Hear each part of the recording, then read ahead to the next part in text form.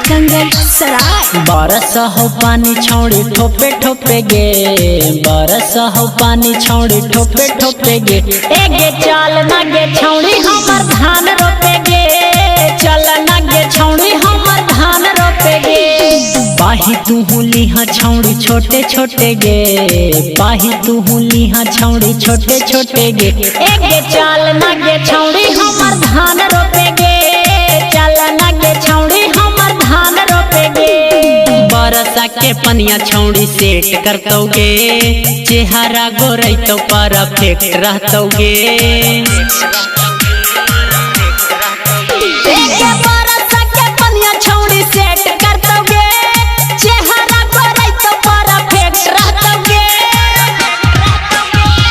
पानी हम देबो तोरा लोटे लोटे गे, पानी हम देबो तोरा लोटे लोटे गे। एगे चल ना गे छौड़ी हमर धान रोपे गे, चल ना गे छौड़ी हमर धान रोपे गे। इसका रिकॉर्डिंग स्टूडियो एकंगल सराय। एगे रीतेश दीवाना के माल छौड़ी बात गे, तोरा हम खिलाई बहु कड़हियो भात गे।